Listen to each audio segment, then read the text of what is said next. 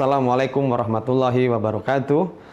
Bapak Ibu Widyaswara, Pendidikan Kepemimpinan Pengawas Angkatan 1 tahun 2025 yang kami hormati, Bapak Ibu panitia serta peserta Kepemimpinan Pengawas Angkatan 1 tahun 2025 yang berbahagia.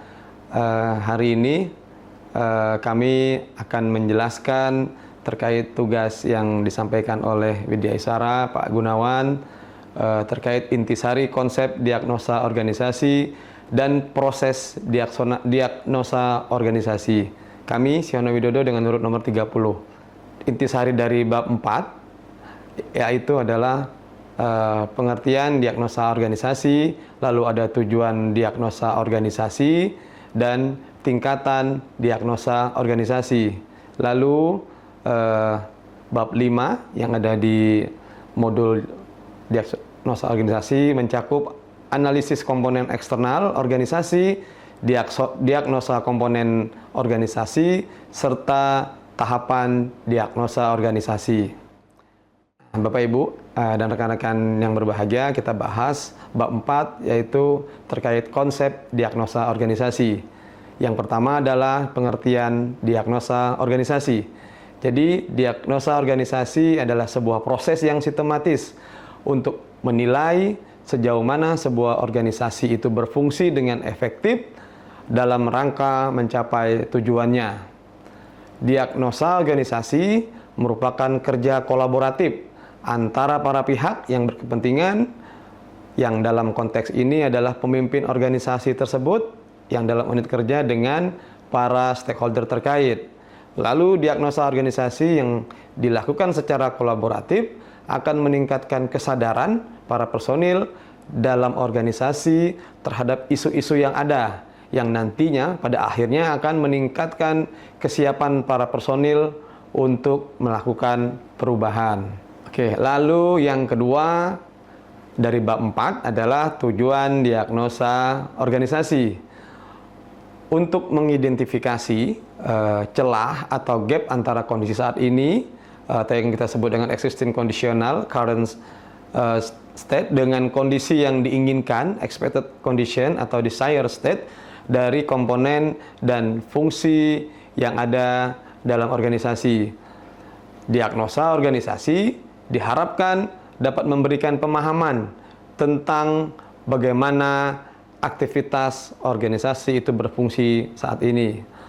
Kolaborasi dalam diagnosa organisasi itu salah satunya adalah menentukan kondisi yang ingin dicapai, lalu pengumpulan data. Setelah pengumpulan data dilakukan dengan analisis data, lalu setelah analisis data dilanjutkan dengan menyusun kesimpulan hasil diagnosa dan menentukan gagasan serta menentukan rencana implementasi gagasan. Bapak, Ibu, dan rekan-rekan, ini adalah salah satu contoh diagnosa organisasi dan implementasi rencana aksi yang dibuat oleh Setiabudi tahun 2019. Bapak Ibu bisa melihat bagan dan alur kerja serta proses bisnis yang dibuat oleh Setiabudi. Yang ketiga dari bab 4 yaitu tingkatan diagnosa organisasi. Diagnosa organisasi itu dirangkum menjadi 3 level. Level yang pertama yaitu level organisasi. Pemimpin diwajibkan memahami isu-isu aktual yang terjadi di dalam organisasi yang dia pimpin. Lalu isu-isu aktual ini dapat mempengaruhi kinerja organisasi bila tidak segera ditindaklanjuti. Lalu ada level grup atau level unit kerja. Nah, di sini adalah pemimpin mendiagnosa apakah unit kerja yang dipimpinnya telah bekerja dengan baik, sesuai arahan dan petunjuk, serta selaras dengan tujuan organisasi. Lalu yang ketiga adalah level individu, di mana pemimpin mendiagnosa kompetensi, kepatutan dan psikologi personal tim kerja sehingga mendapatkan gambaran di posisi mana individual itu bisa ditempatkan pada level kerja. Nah, proses mendiagnosa organisasi dimulai dengan pemahaman tentang organisasi sebagai sistem yang terbuka, yang berinteraksi dengan lingkungannya. Langkah-langkah yang dilakukan agar mendapatkan diagnosa yang baik adalah, Bapak Ibu, yang pertama itu pemimpin harus mampu menganalisis lingkungan eksternalnya, lingkungan eksternal yang ada di organisasinya. Pemimpin menganalisis perkembangan yang terjadi yang akan memberikan pengaruh pada efektivitas organisasi yang dia pimpin. Lalu yang kedua, pemimpin menentukan apa yang harus diubah dan disesuaikan terkait perkembangan eksternal. Pemimpin wajib melakukan sifat adaptif terhadap perubahan lingkungan dalam menjaga efektivitas dan relevansi organisasi. Nah, analisis komponen eksternal organisasi. Bapak Ibu, seorang pemimpin organisasi yang menggunakan pendekatan open system model memahami bahwa lingkungan di mana organisasinya beroperasi sangat mempengaruhi efektivitas organisasi. Oleh karena itu, analisis lingkungan eksternal menjadi penting dalam proses diagnosa organisasi. Nah, proses analis lingkungan eksternal organisasi tersebut dimulai dengan berdiskusi dengan anggota organisasi, dengan atasan, atau dengan pihak terkait untuk mengidentifikasi isu-isu yang penting.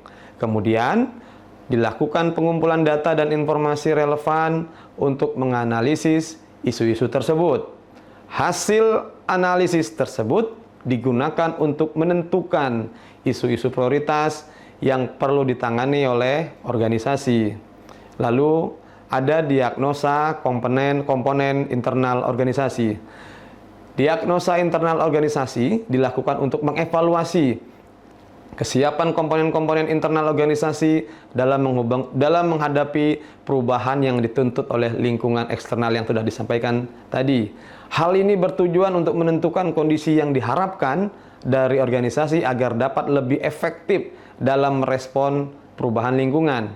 Pemimpin organisasi dapat menggunakan model-model yang telah tersedia sebagai alat bantu dalam mendiagnosa internal organisasi.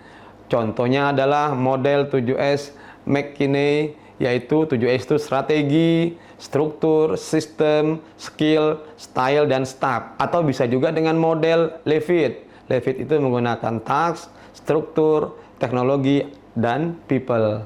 Nah, setiap model memiliki elemen organisasi yang berbeda yang akan dianalisis.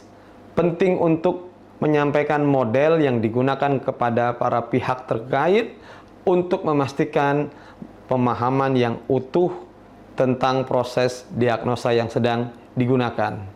Nah, Bapak Ibu, hasil analisis data masing-masing internal organisasi akan menjadi sampai pada saat mengidentifikasi kondisi saat ini dan kondisi yang akan diinginkan, sekaligus permasalahan yang menyebabkan perbedaan dari kondisi yang diinginkan dengan kondisi saat ini. Nah, untuk mempermudah, kita dapat menuangkan pada tabel yang ada di samping. Nah, pada tabel di samping kanan, Bapak Ibu, setiap elemen internal organisasi itu dipertimbangkan untuk menentukan kondisi saat ini, kondisi yang diinginkan, dan penyebab gap antara keduanya. Setelah gap diidentifikasi, langkah selanjutnya adalah mempertimbangkan solusi perbaikan atau perubahan yang akan diterapkan pada masing-masing elemen. Penting untuk dicatat bahwa elemen-elemen ini saling berkaitan dan saling mempengaruhi satu sama lain. Oleh karena itu, keselarasan antara elemen-elemen tersebut juga perlu diperhatikan. Elaborasi mengenai gagasan aksi perubahan sebaiknya melibatkan partisipasi dari para pemangku kepentingan yang terlibat untuk memastikan kesiapan semua tim dalam menerapkan perubahan tersebut. Baik, selanjutnya adalah tahapan diagnosa organisasi. Tahapan diagnosa organisasi berdasarkan model organisasi sebagai sistem terbuka dapat disimpulkan sebagai berikut. Yang pertama adalah analis lingkungan eksternal. Tugas kita adalah mengidentifikasi isu-isu dan dampaknya bagi organisasi jika tidak diantisipasi. Lalu yang kedua ada penentuan gagasan perubahan. Ini merupakan bentuk output dari organisasi untuk menindaklanjuti isu-isu yang sedang diidentifikasi dengan tujuan memberikan manfaat dan dampak positif bagi lingkungan eksternal. Ketiga adalah kita mengidentifikasi kondisi yang diinginkan. Ini isinya adalah gambaran organisasi yang efektif untuk mendukung kerjasama gagasan perubahan dan dilakukan untuk masing-masing elemen organisasi. Nah, lalu ada tahapan diagnosis juga. Yang keempat, itu adalah mengidentifikasi kondisi saat ini, yang isinya adalah gambaran tentang kondisi organisasi saat ini. Temukan gap-nya, bandingkan kondisi saat ini dengan kondisi yang akan diinginkan untuk mengidentifikasi celah di antara keduanya. Lalu yang kelima adalah klarifikasi masalah penyebab. Tentukan akar penyebab dari celah tersebut untuk masing-masing elemen organisasi. Lalu analisis ini penting untuk menentukan aksi perubahan yang tepat. Lalu yang keenam adalah penentuan aksi perubahan. Nah, kita harus menentukan langkah-langkah perubahan yang harus dilakukan untuk memastikan organisasi menuju kondisi yang diinginkan. Lalu yang ketujuh adalah penentuan aksi perubahan. Tentukan langkah-langkah perubahan yang harus dilakukan untuk memastikan organisasi menuju kondisi yang diinginkan. Aksi perubahan ini dapat berlangsung di level individu, tim, atau organisasi, tergantung pada elemen internal organisasi yang dianalisis.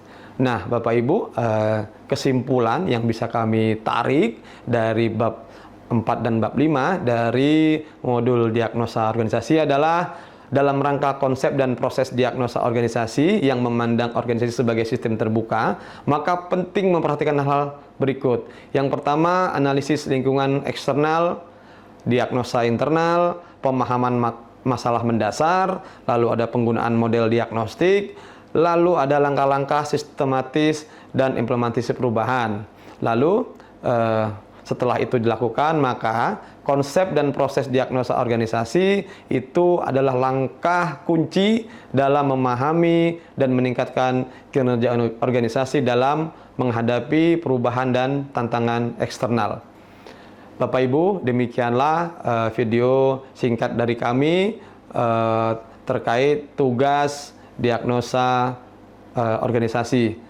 Demikian kami sampaikan, lebih kurang kami mohon maaf. Kami tutup. Wabillahi taufiq wal hidayah. Wassalamualaikum warahmatullahi wabarakatuh.